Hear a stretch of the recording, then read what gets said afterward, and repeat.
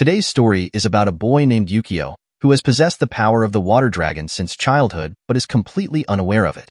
This story begins in a very distant past, where it is said that 4 islands existed in the middle of the ocean. 3 of them were inhabited by humans, while the other island was home to 2 dragons, the fire dragon and the water dragon.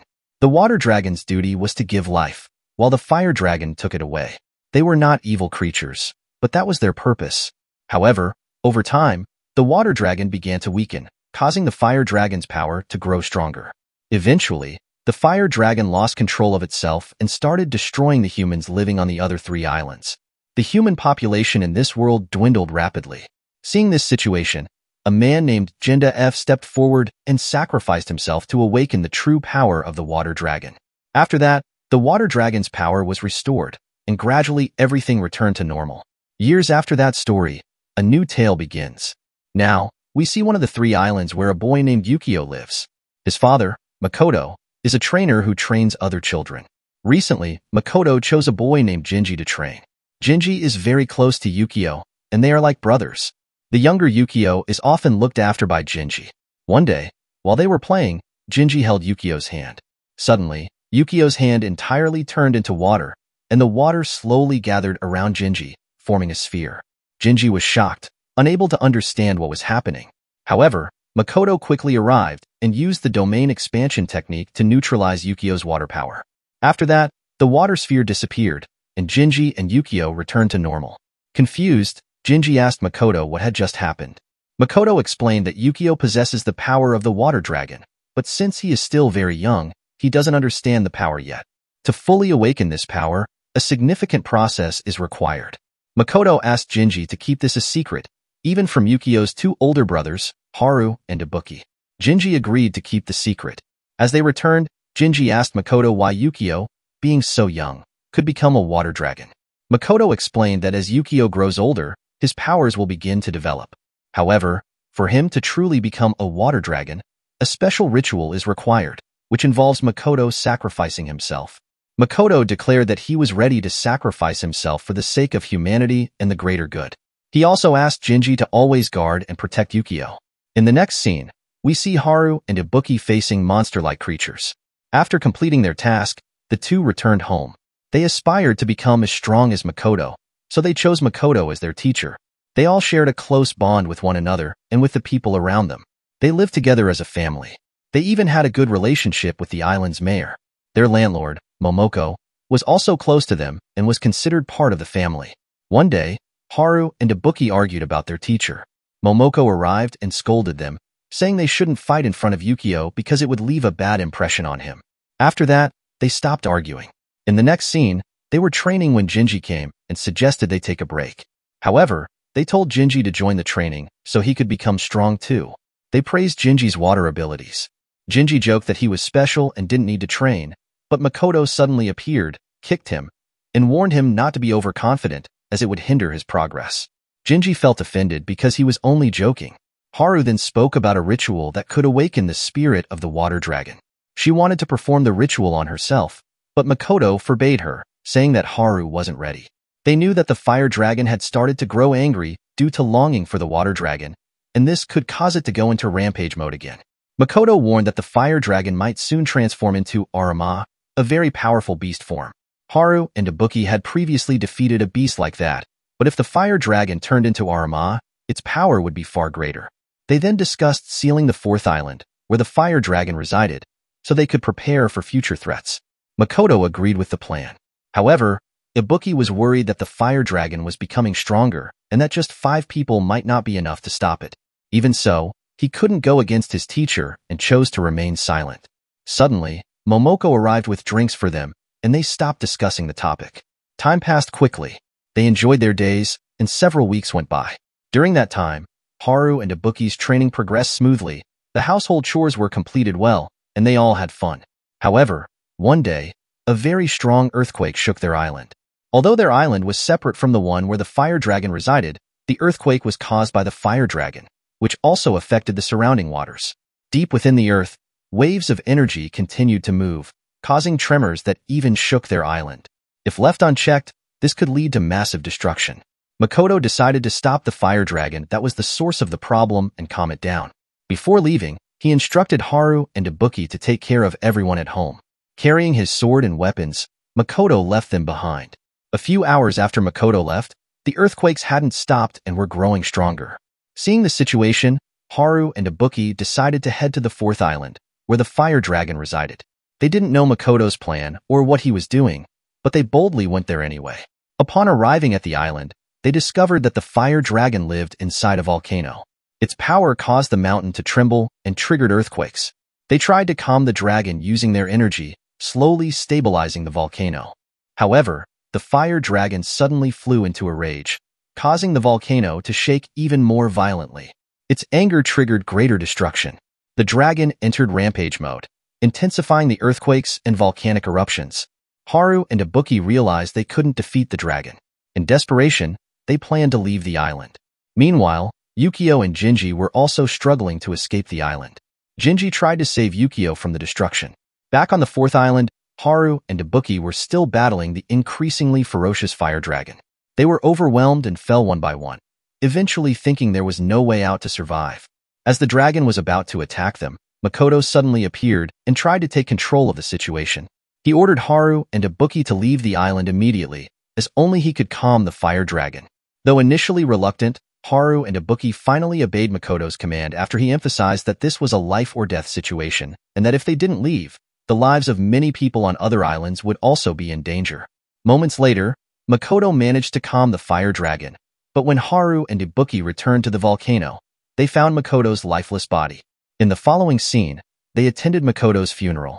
Everyone praised Makoto's bravery, even as a somber atmosphere enveloped them. Suddenly, a lawyer arrived with Makoto's will. In the letter, it was written that Makoto wanted Yukio, who was actually his son, to go to a big city to continue his education. Hearing this, Momoko and the others were shocked, not understanding why Makoto wanted such a thing. He had once desired it, but now that it was written, it had to be fulfilled. In the next scene, we see the lawyer taking Yukio aboard a ship while Jinji watched from the island. However, Jinji didn't fully understand what his master, Makoto, truly wanted. Even so, he knew that Yukio was actually a water dragon, which was why Makoto had planned everything so carefully. Makoto sent Yukio to the city only until he turned 15. After that, Yukio would return to the island. Jinji, still on the island, thought about what he should do. At that moment, he remembered that Makoto had once mentioned a ritual that could restore Yukio to his true form as a water dragon. However, since Makoto was gone, it meant that someone else had to perform the ritual. Jinji decided to study the ritual himself, as he couldn't entrust the task to anyone else. Makoto entered his room and found many old books. He began reading them slowly, gathering a lot of information. One piece of information he discovered was about a legendary hero named Gandalf, who once sacrificed himself to save a water dragon. The ritual mentioned by Makoto turned out to be the same one, requiring the performer to sacrifice their life. Upon learning this, Jinji became very frightened, especially since he was still very young. However, trusting Makoto, he continued reading the books. Jinji found several books written directly by Makoto in simpler language. As he read, he realized the ritual seemed nearly impossible to perform. Nonetheless, he decided to try it anyway, as it was the only way to save the island. Afterward, he decided to live his life joyfully, feeling that his purpose was solely to learn the ritual and carry it out at the end of his life. Time passed quickly, and 10 years later, Yukio was nearly 15 years old. On the island, Momoko and the lawyer were having a conversation, and it was revealed that the time for Yukio to return had come. Jinji overheard the conversation and said he would personally fetch Yukio. In the next scene, we see Yukio receiving a letter asking him to come home. After 10 years, Yukio barely remembered anything, but he knew he had to return to his island. Night fell, and Yukio fell asleep. In his dream, he saw himself underwater again. He had grown used to the dream, even starting to enjoy it. Suddenly, a hand pulled him out, and he woke up. He saw his room shaking, as though an earthquake was happening. However, he didn't pay much attention to it. The next day, we see him receiving his graduation certificate for completing his education. As he stepped out, he met his teacher, who mentioned hearing that Yukio would be returning to his island. The teacher asked if he was happy about it, and Yukio replied that he didn't really care and hoped the people there were as kind as those here. However, as he walked out, Yukio felt a twinge of sadness because, despite living there for 10 years, he hadn't made any friends, making the time feel dull for him. As he stepped outside, he saw someone named Jinji sitting and chugging cans of beer, drawing the attention of all the kids around. Yukio didn't recognize Jinji because he was wearing sunglasses. However, even when Jinji took off the sunglasses, Yukio still didn't recognize him and said, "I don't know you." Then Yukio began to leave, but Jinji didn't give up. Suspecting that Yukio was indeed Yukio, Jinji kept following him. A while later, they reached a bridge. While walking there, Jinji, to confirm that Yukio was truly Yukio, threw him off the bridge into the water. As he fell into the water, Yukio tried to swim, but there were two issues. First, Yukio was a water dragon but didn't know how to swim. Second, his school uniform was too heavy. Despite trying to move his hands and legs, he couldn't surface. Suddenly, his body began swirling in the water without him doing anything, as though something was moving him. Seeing this, Jinji became convinced that he was Yukio. With a spell, Jinji lifted Yukio out of the water and stood on the water's surface. He asked Yukio, "Do you recognize me now?" But Yukio still didn't. Nevertheless, Jinji was sure he was Yukio. Jinji then opened a suitcase, put Yukio inside it, and brought him directly to a ship in the middle of the Pacific Ocean. Yukio, confused, realized he had been kidnapped. However, Jinji said it wasn't a kidnapping. He explained that he was there to bring him back to the island under the orders of those who had sent the letter to Yukio. On the ship, Jinji explained that they were like brothers as kids, but Yukio didn't remember anything. The next scene shows them arriving at the island, where Momoko and the mayor were waiting for them. They welcomed Yukio, but Yukio admitted that he didn't remember who they were. They reassured him that he would remember everything slowly. Then, they immediately went home, where Jinji showed Yukio family photos, including his father. However, Yukio didn't even know who his father was. His first doubt was that the photo might have been edited. Here, Jinji and the others told Yukio that his father was a master who trained many students and possessed extraordinary powers. They also said Yukio had similar powers he needed to master. But for Yukio, it was hard to believe. Afterward, he asked about his mother, but they explained that they didn't know anything because when Yukio and his father, Makto, arrived there, it was just the two of them. For some reason, no one had ever asked about Yukio's mother. Yukio found this situation rather strange, but he had no choice but to stay there. After that, he returned to his room. Jinji followed Yukio, but he felt that Yukio's behavior was slightly different now because, as a child, Yukio had never been this quiet. Jinji went to Yukio's room to ask why. Yukio explained that when he was on the mainland, there was a day when all the students were taken to a hot spring. There, the other kids mocked Yukio. He got angry, and as soon as he shouted, the water there suddenly flew into the air and lifted the kids who mocked him. This always happened whenever he got angry at someone. Because of that, to prevent others from getting hurt, Yukio distanced himself from people. That's why he rarely feels emotions now. After sharing this, Yukio realized that Jinji wasn't paying much attention to his story. Jinji looked bored and immediately went outside for a walk around the island. Along the way, Yukio encountered a creature named Aratama, which was behaving very strangely. Yukio had seen Aratama before when he first arrived at this place, and the creature looked cute. However, Aratama suddenly fell into the water, causing an explosion, and from within the water emerged a fish-like creature with a mask, which looked very bizarre. The creature tried to attack Yukio, but before it could, Jinji appeared, saved him, and carried Yukio away from the scene. On the way, Jinji explained that the creature was called an Arat, which behaves according to the emotions of the people around it. Now, Arat revealed its true form, which was terrifying like a monster, blocking their path. Yukio asked Jinji what they should do. Jinji said Yukio didn't need to worry, then used a domain expansion technique to destroy Arat. Yukio was utterly shocked to see this. However, Aratama suddenly reformed into its original form and still looked very dangerous. When Aratama was about to attack them again, Jinji suddenly pushed Yukio toward Aratama, causing Yukio to be absorbed into Aratama's body and submerged in the water. He felt extremely anxious, which triggered his powers uncontrollably. As a result, he accidentally unleashed a burst of energy. At this point, Yukio could not control his power, and he even attacked Jinji. However, Jinji easily subdued Yukio's power. Yukio feared that Jinji might be angry for being attacked by him, but Jinji reassured him that he didn't need to worry. In fact, Jinji himself hadn't fully mastered his powers yet. Yukio started wondering if he could ever truly control his powers. Jinji then assured him that with training, it was definitely possible. After that, Jinji lightly tapped Yukio's chest, which reminded him of his childhood when Jinji used to do the same thing. Meanwhile, the residual energy from Aratama that Yukio destroyed transformed into pure energy. This energy then split into several small Aratama beasts. The next day, Yukio was seen practicing. At that moment, Jinji approached him. Yukio said he felt like he couldn't do anything because he didn't understand what he was doing.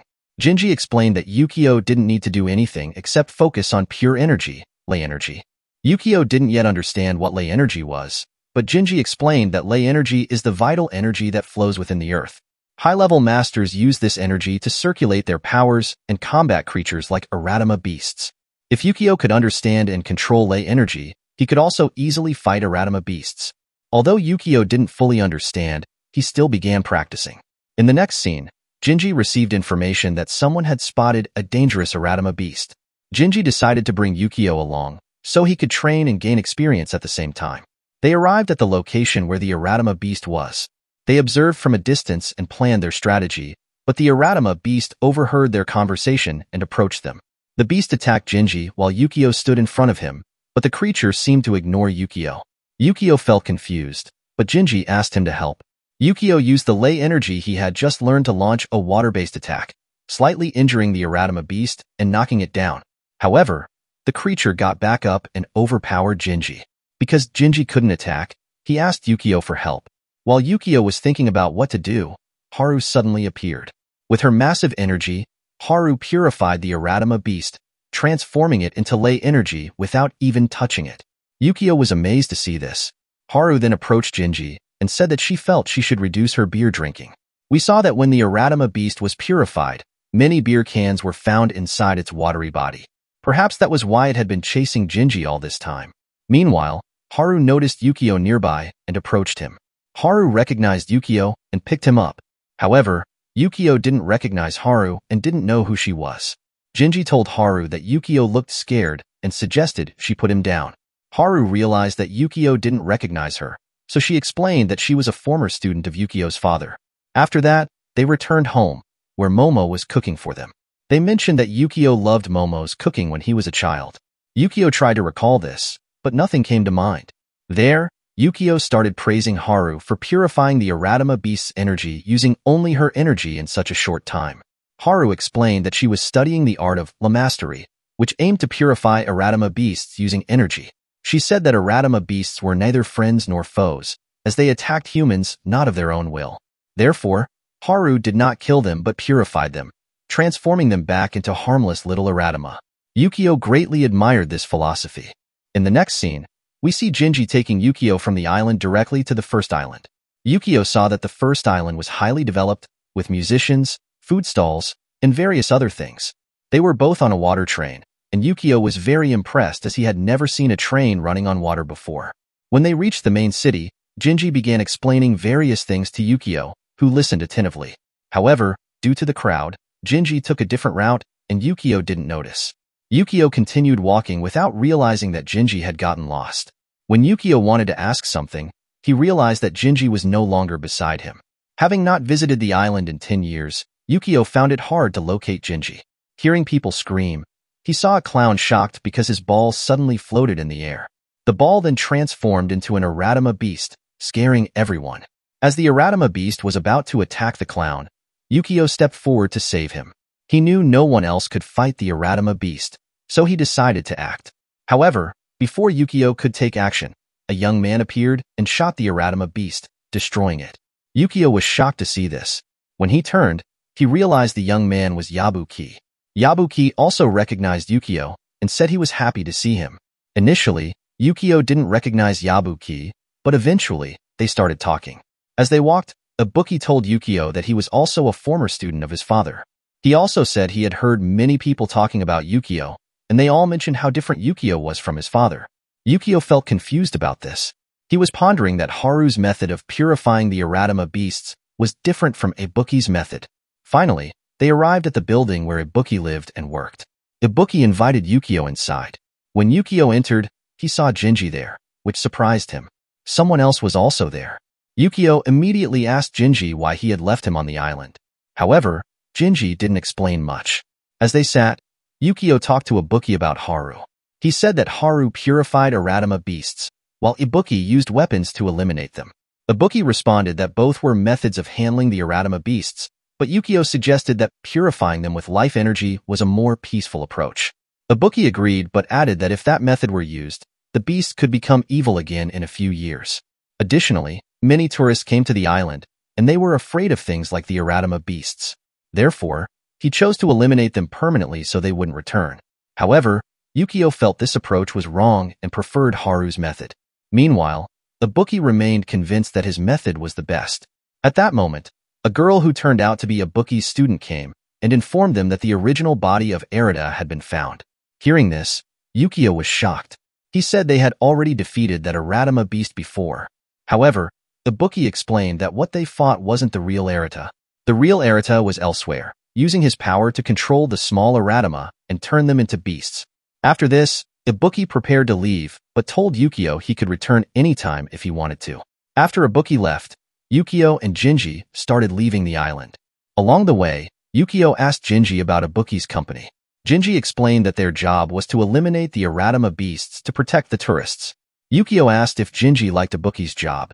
Jinji replied that Ibuki was doing the right thing. This answer didn't meet Yukio's expectations because, in his opinion, Haru's method of not killing but purifying was a better approach. However, Jinji explained that the Aratama beasts didn't treat humans normally. If a fight occurred, the beasts wouldn't purify humans but kill them. Moreover, if the beasts were only purified, they could return again later. Jinji also added that tourism on the island was very high, and the energy brought by the tourists often awakened the Aratama beasts, which happened almost daily. For this reason, companies like Ibuki's were established. According to Jinji, what Ibuki was doing was the right thing. Yukio then asked what Haru thought about Ibuki's technique. However, Jinji said that their techniques did not affect each other. Here, Jinji also warned Yukio not to talk too much about them to one another. Yukio was a bit surprised and asked why, since they were both students of his father and almost like siblings. However, Jinji did not give a clear answer. They then started walking again. Suddenly, Yukio realized he had forgotten something at Ibuki's building. Therefore, he asked Jinji to continue the journey while he returned to the building to retrieve his item. Yukio wasn't afraid because he had explored the island alone before. While walking, he wondered whether Haru's method was better or Ibuki's method. Suddenly, the ground began to shake, and he heard people screaming. Yukio immediately ran toward the sound and saw people fleeing from an Aratama beast. There was another boy there, who turned out to be one of Ibuki's associates. He was telling people to stay away from the area. However, the Aratama beast suddenly appeared in front of them. Yukio was confused about what to do but decided to use his energy to attack the creature. He remembered that Ibuki believed Aratama beasts never thought twice before harming anyone. Therefore, Yukio felt that eliminating the creature was the right decision. However, Yukio's energy had no effect on the Aratama beast, which remained unscathed. At that moment, Ibuki's group arrived and began shooting at the creature. Amid the chaos, Jinji appeared and told Yukio to leave the area because the Aratama beast was extremely strong. Jinji also said that if Ibuki's group couldn't kill the creature with bullets, they would need to think of another plan. Shortly afterward, Ibuki and his students arrived. Ibuki stopped the shooting and began using his powers. His body slowly transformed, and one of his hands completely changed shape. Jinji explained to Yukio that Ibuki was trying to absorb the Aratama beast's energy to defeat it using the same energy. Once his hand fully transformed, an eye appeared on it. When the Aratama beast charged at him, Ibuki caught it and tore apart its body, killing the creature. Ibuki then took the Aratama's eye, squeezed its blood out, and consumed it. He declared that he would become stronger than his former master and everyone else. In fact, he said he would become stronger than a dragon. Yukio was shocked to see all of this, but he later learned that after this process, Ibuki had to endure immense pain because it drained a lot of his energy. Moreover, absorbing and refining the Aratama beast's energy was an extremely difficult task. The next day, they arrived at the third island, where Haru and his students lived. This island was mostly wilderness. For this reason, Jinji did not like coming to the place at all. There was no Wi-Fi, nor were there any girls to talk to. However, this time he came because Yukio had asked him to. Yukio wanted Jinji to meet Haru and befriend Haru's students. At that moment, 2 of Haru's students arrived. Jinji didn't actually like them, and they didn't like Jinji either because his nature and personality didn't align with theirs. They took Yukio to show him the surrounding area, which was mostly just wilderness. Eventually, they arrived near a shrine with two dragon statues. They explained that the statues were built to honor the water dragon and the fire dragon. Curious about dragons, Yukio asked more questions. They pointed toward the fourth island, where the dragons resided. They also told the story of when the fire dragon became enraged and attacked. In that story, Yukio's father sacrificed his life to stop the attack. Yukio then remembered Ibuki's words that he would become stronger than a dragon. He realized that Ibuki must have been talking about the fire dragon. However, Yukio found it strange that he had no memory of the great tragedy, even though he should have remembered if he had been there. When he tried to recall, he only saw the shadow of water. As Yukio was about to take a step forward, he saw Jinji talking to Haru's two students. Jinji was complaining that there was no beer and invited them to drink with him. At that moment, Haru arrived and learned that Yukio had come to see him. Haru took Yukio to his house. As they sat down, Haru asked what Yukio wanted to talk about. Yukio explained that he had recently visited the first island and met Ibuki. At first, Haru did not want to talk about Ibuki, but because Yukio insisted, he listened. Yukio told him how he saw Ibuki kill a Rathma with a gun. He wanted to know Haru's opinion about it. Haru replied that he didn't think much about it and didn't care about Ibuki's methods. Haru then explained that he used low energy. He asked Yukio if he knew about that energy. Yukio answered that he only knew a little, and that was from Jinji's explanation. Hearing that, Haru laughed and invited Yukio to a gate on the third island to experience low energy. Yukio really enjoyed the experience.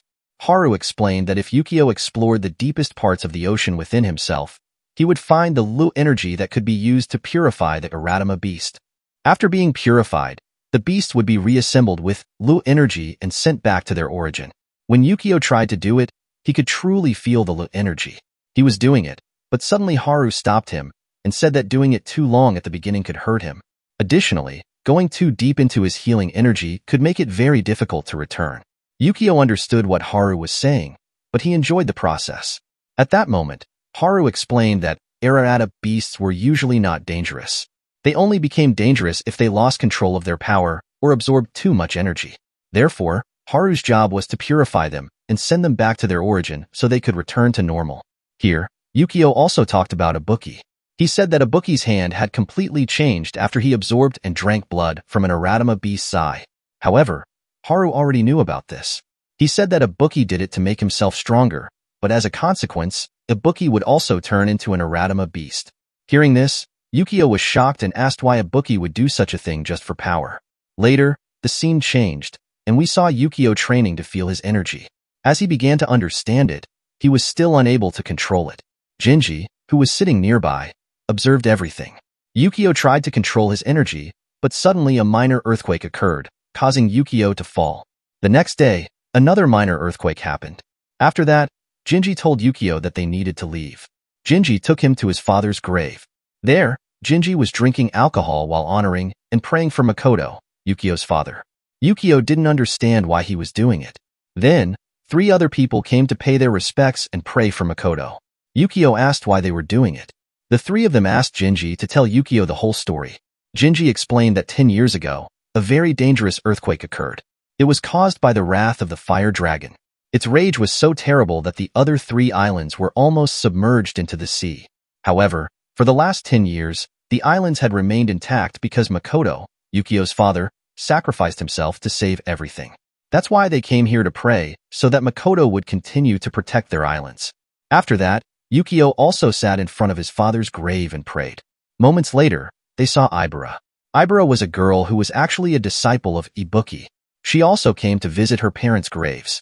As she left, Jinji invited her to drink, but Ibara didn't care much and left immediately. When Yukio approached Ibara's parents' grave, he saw her keychain lying there. Yukio decided to return it to her. In the next scene, they arrived at the first island. Yukio apologized to Jinji for forcing him to come here, but Jinji said it was fine because he liked the first island. After that, they arrived at the building where Ibuki worked and met Ibuki, but then continued their journey and met a man who had previously been seen during the Aratama incident. This man's name was Makito. He greeted Yukio and Jinji. They told him they had Ibara's keychain and asked Makito to return it. However, Makito suggested that they give it to Ibara themselves. After that, Makito called Ibara to the place, and Yukio handed the keychain to her. Yukio was about to say something to Ibara, but suddenly an earthquake occurred. They realized that an Aratama beast must have appeared on the island. Jinji immediately said it was a fire eratama. Hearing this, Ibara ran to face the eratama beast. In the story, it was also revealed that Ibara was furious when she heard about the fire eratama because her parents had died due to a fire eratama. Yukio and Jinji decided to help Ibara, while Makito told Ibuki to also head to the location on time. On the other hand, we saw Ibuki talking to someone about the great danger that nearly occurred during the previous incident on the island. Ibuki felt they needed to prepare for evacuation because he believed that a significant threat would soon emerge on the island. At that moment, Ibuki received a call from Makito, who informed him that the fire eratama had appeared in the city. After hearing this, Ibuki immediately headed to the scene. In the next scene, Yukio and Jinji were seen chasing the eratama. Along the way, they saw some burning houses where residents were still trapped. Jinji decided to save them and asked Yukio to move forward to stop Ibara. Yukio continued, while on the other hand, Ibara had already arrived near the fire eratama. The eratama looked very dangerous, but Ibara didn't give up. She immediately attacked the eratama. While fighting, Ibara recalled memories of the day her parents died. This motivated her even more to attack the eratama. However, the eratama blocked all her attacks and then retaliated with massive energy. Ibara couldn't dodge the attack, but suddenly Yukio appeared and created a water shield that stopped the eratama's attack. At that moment, Ibara saw Ibuki's shadow in Yukio.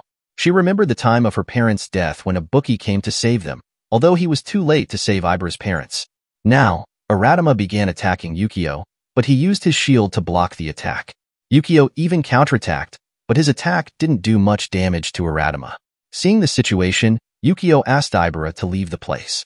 However, suddenly two of Haru's disciples appeared at the scene, and at the same time, eratama launched another powerful attack. Yukio raised his shield to the front, halting the opponent's attack. However, it became clear that Yukio wasn't just stopping the attack but also manipulating it and redirecting it elsewhere. This allowed him to conserve energy. Still, he knew he couldn't defeat eratama easily. Therefore, he told his three companions to flee the area. However, Ibara refused and argued that if they fled, the eratama would pursue them and eventually attack the city, endangering the people visiting it. What Ibara said was true. Afterward, Ibara leaped and began attacking the eratama. She possessed lightning powers that were quite effective in damaging eratama. However, her lightning powers weren't strong enough. Ibara asked Yukio to assist her. Yukio then used his water powers. Since this eratama had a fire element, the water attack greatly impacted its body, extinguishing the flames that burned it. However, the effect didn't last long, and the fire reignited. Here, Yukio and Ibara worked together to attack eratama. Yukio then called for help from Haru's two disciples, who also joined the fight. One of them possessed wind magic. With their combined attacks, eratama struggled to decide who to target. Eventually, they managed to purify eratama. As they celebrated their success, 3 large stones suddenly fell from the sky. These stones turned into fire tama. They then realized the stones came from the 4th island, home to the dragons. They realized they couldn't possibly defeat these creatures. Ibara declared she would stay and fight while the others fled to seek help. However, before they could escape, one of the eratama created a fire barrier around them, preventing them from leaving. With no other choice, they had to fight. Yukio understood the gravity of the situation and began tapping into his inner energy. His eyes started to glow, and his true power was about to be unleashed. At that moment, Haru and Ibuki arrived. Haru immediately purified one of the eratama as soon as he arrived, while Ibuki took down another one with his gun. The two then attacked the remaining eratama together and managed to subdue it. When Ibuki was about to take the eratama's eye and drink its blood, Haru purified it. This angered Ibuki greatly. He demanded to know why Haru did that, and Haru replied that if their master, Mako, were here, he wouldn't be pleased to see Ibuki using dark magic. Ibuki retorted that he didn't care because, in his opinion, their master died because they were weak. If they had been stronger, their master wouldn't have died. At that moment, the previously defeated eratama suddenly rose again and prepared to attack. However, Haru used his wind magic to stop the attack. The section was destroyed, and the eratama beast's eye fell to the ground. Ibuki attempted to take and consume the blood from the eye, but Haru stopped him. This sparked a fight between the two. At that moment, Jinji arrived silently and purified the eye. Afterward, he approached Yukio.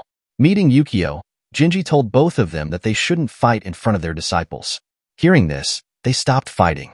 However, Haru still believed that Ibuki shouldn't use dark magic because Maktu had never approved of it. But Ibuki didn't care, and the two went their separate ways. Later, Ibara, Yukio, and Haru's two disciples gathered. Since they were around the same age, Ibara gave her phone number to Yukio so they could stay in touch. Initially, Haru's disciples and Ibuki's disciples, like Ibara, didn't get along well. However, they eventually became friends and exchanged numbers, even forming a group together. After Yukio returned, he spoke to Momoko about what had happened between Haru and Ibuki. Momoko explained that she didn't know everything in detail, but after Maktu's death, Haru and Ibuki went to the island where Maktu's body was found. After that, Ibuki decided to abandon Maktu's teachings and chose his own path to become stronger, intending to stop the fire dragon if it ever reappeared in the future. However, sometime later, Ibuki returned, but he had changed his path in life. Due to this difference, the relationship between Haru and Ibuki deteriorated, and the situation has remained the same until now. After that, we see Jinji sitting, while Yukio is asleep in another room. Yukio dreams, a dream he used to have when he was still in school. In his dream, he is underwater. It has been a long time since he dreamed like this, so he feels a bit surprised. In the water, he stays calm, but suddenly he feels a mysterious energy pulling him. He tries to swim to the surface but cannot. Then, an eye appears, a pair of eyes that seem to belong to Arima. Yukio feels terrified seeing them, but Jinji comes and wakes him up. When asked what happened, Yukio only replies that it was just a normal dream. However, Jinji notices that Yukio's eyes are glowing a bright light blue. At the same time, Yukio receives a message from a friend. His friend invites him to a festival on an island, a festival held only once in a very long time. Yukio tells Jinji about this, and Jinji gives him a mom mask from Maktu, saying that Yukio must wear the mask because everyone at the festival is required to wear one. In the next scene, Yukio arrives at the festival. There, he meets his friends. However, not long after, we see the volcano on the fourth island suddenly erupting. Upon awakening, the volcano wreaks havoc, attacking everyone and spreading fear among them. The following morning, everyone decides to leave the island and look for a safer one. While they are preparing to leave, they see Haru with his students. He meets Yukio and explains that all of this is the same event that occurred 10 years ago. Yukio is shocked and asks, "Didn't my father sacrifice himself to save everyone? Then why is this happening again?" Haru explains that 15 years ago, when the fire dragon was asleep and the water dragon was weakened, Yukio's father, Makoto, had injected the fire dragon's energy into someone's body. According to Haru, that person was Yukio himself, but Yukio doesn't believe it. Although Haru admits he's not entirely sure, he asks Yukio to place his hand on Haru's hand. When Yukio does, Haru feels the immense energy and realizes that Yukio is actually the water dragon, but his power has not yet fully awakened. This means Yukio cannot do anything for now. Haru tells Yukio that he has two choices. The first is to undergo very intense training for several years to become strong enough to transform back into the water dragon. The second is to perform a ritual that would transform Yukio's body into dragon energy to summon the water dragon. However, Haru feels the first option is more appropriate, so he advises Yukio to train. Yukio wholeheartedly agrees. Meanwhile, to stop the fire dragon, Haru decides to go directly to its location. He instructs his students to go with Yukio and Jinji to the mainland, where Yukio once studied, and to bring Momoko with them. Although his students are sad and want to accompany him, Haru refuses. In the next scene, Haru arrives at the fire dragon's location. The dragon has not fully awakened, so Haru begins creating a barrier over the volcano with his power. However, to do this, he must sacrifice himself, just like Makoto did. At that moment, Ibuki arrives and says that he will do it instead. They argue about who should sacrifice themselves, but before a decision is made, the fire dragon awakens and emerges. Seeing this, Haru immediately transforms his hand into Arima's weapon and begins attacking. However, his attacks are not very effective. Ibuki joins the fight to assist, but even with their combined strength, they cannot stop the fire dragon. They start to grow weary. When the fire dragon attacks Ibuki, he falls to the ground. Seeing this, Haru approaches to help, but the dragon attacks again, putting them in a desperate situation. The fire dragon launches an attack from above, but at that moment, Yukio and the other students arrive and manage to halt the dragon's attack. However, Haru and Ibuki are not pleased with this. They believe the students should not have come to such a dangerous place. But now, there is nothing that can be done. Thus, they decide to fight together. Unfortunately, their presence does not make much of a difference, as the dragon shows no signs of exhaustion. Seeing the situation, Haru decides to use a secret technique from his teacher, Makoto. Haru successfully binds the dragon with chains, but his energy is not strong enough to hold it for long. As a result, the dragon breaks free again shortly after. On the other hand, seeing the situation grow increasingly critical, the bookie fully transforms into Arat. This transformation significantly increases his power. He begins attacking the fire dragon with Haru's help. Even so, the dragon remains difficult to defeat. However, their attacks give the other students time to rest. Suddenly, Jingi appeared in the area and asked Yukio if he wanted to regain his water dragon powers. Yukio agreed, and Jingi announced that he would perform a ritual to restore those powers to Yukio. Jingi was aware that he would lose his life because of this ritual, but he didn't tell anyone. He began the ritual, which transported Yukio and Jingi to the spirit energy dimension. Once there, they found themselves standing on a large rock with a strong flow of spirit energy beneath it. Yukio asked why they hadn't done this from the start. Jingi explained that he wasn't ready before because this ritual would cost him his life. Yukio was not ready to accept this reality, but Jingi convinced him that this was the only way to save the island and everyone on it. Jingi held Yukio's hand and leaped from the rock into the energy flow below. They plunged into the water, and Yukio discovered the slumbering water dragon. As Yukio's body neared the water dragon, he connected with it. This connection caused Yukio to relive all his childhood memories, including moments with his father, Makoto. When he returned to the real world, he saw Jingi's lifeless body. Consumed by rage, Yukio unleashed a massive wave and transformed into his true water dragon form. The rushing water forced everyone nearby to retreat. They then witnessed a battle between the water dragon and the fire dragon. This fight was not about victory, but stemmed from the fire dragon's fury over the absence of the water dragon. Yukio tried to calm the fire dragon during their clash. When he finally managed to subdue it, he told the fire dragon that there was no need to be angry anymore because he was now here. Hearing this, the fire dragon gradually calmed down. The two connected, and the battle ceased. The previously chaotic energy became neutral, leaving everyone astonished. Finally, they could all breathe a sigh of relief. When Yukio returned to his normal form, he immediately approached Jingi. However, Jingi was already lifeless, leaving Yukio devastated. In the next scene, Jingi's funeral was being held, while Yukio locked himself in his room, overwhelmed with guilt. His friends were worried about him and deeply saddened by the loss of Jingi, who was so young. Although they hadn't particularly liked Jingi before, due to his reserved nature and tendency to speak bluntly, these traits had made him unique. Later, Momo came to see Yukio and suggested that he say his final goodbye to Jingi. However, Yukio refused, blaming himself. He said that if he had been stronger, Jingi wouldn't have needed to sacrifice his life to activate the water dragon's power. Momo tried to convince Yukio that it wasn't his fault and that Jingi wouldn't have chosen this path if there had been another way. But because this was the only option left, Jingi had made his decision with full awareness. Eventually, Yukio agreed but still didn't enter the room. Moments later, a small harmless Aratama flew into the room where Jingi's body lay. Yukio followed it and met the mayor there. The mayor, deeply sorrowful, told Yukio that he had saved the entire island but felt guilty that Yukio had lost another family member in the process. Yukio acknowledged the mayor's words and assured him that it wasn't his fault. Afterward, the mayor left, giving Yukio time to speak to Jingi alone. Yukio sat near Jingi, still filled with sadness and anger. He grabbed Jingi by the collar, pleading with him to wake up because he couldn't leave him with the curse that burdened him. As he did this, Yukio suddenly found himself in the ley energy realm, where he saw a massive flow of energy and a golden pool at its center. Near the pool, he saw Jingi standing, waving to him for help. Yukio didn't understand what was happening or why Jingi was there. But before he could fully grasp the situation, Jingi dove into the ley energy pool and began being carried away by the current. With such an overwhelming amount of ley energy, finding Jingi became almost impossible. The problem was that Yukio was only there in spirit form. Returning to the present, Yukio realized what he needed to do. He told Momo and the mayor to inform Haru and Ibuki that they still had a chance to save Jingi.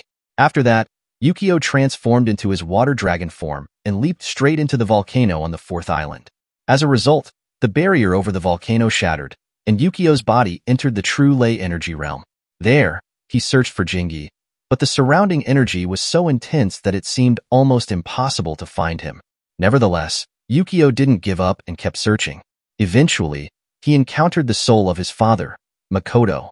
Yukio was shocked and didn't recognize Makoto at first, but Makoto immediately recognized him. Makoto explained who he was, and Yukio listened in disbelief. They spoke at length, and Makoto revealed that he had sent Yukio to the mainland, where the academy was located, for 10 years so Yukio could learn and understand how ordinary humans lived. This understanding was something he couldn't gain on the island. After speaking, Yukio told Makoto about Jinji and asked if Makoto could help him. Makoto agreed and said that when Jinji's soul came to this place, he used a formation technique to attach certain particles to Jinji's soul, allowing him to track Jinji's whereabouts. Then, the two of them began searching for Jinji. During their journey, Yukio felt pain, but Makoto was completely unaffected because he had lived there for 10 years and had become accustomed to ley energy.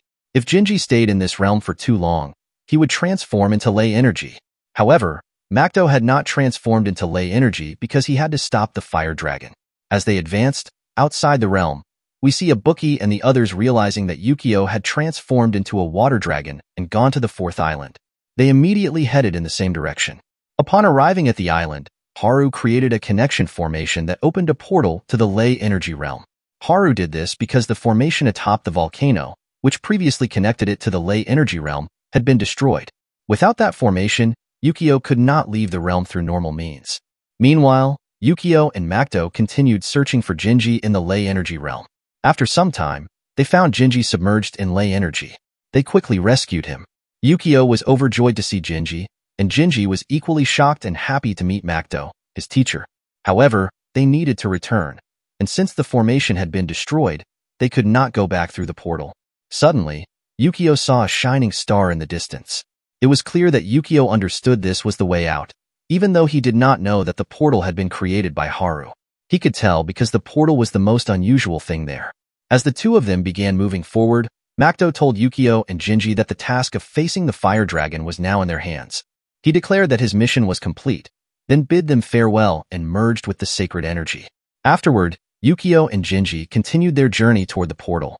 As they neared the portal, Ibuki suddenly transformed his hand into a magical weapon and extended it to help Yukio and Jinji out. However, Yukio's hand slipped, and he fell backward, suddenly entering another dimension where the soul of the fire dragon resided.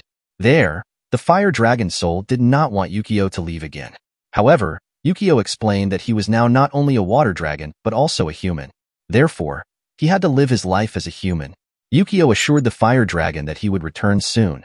Finally, the fire dragon agreed and let him go.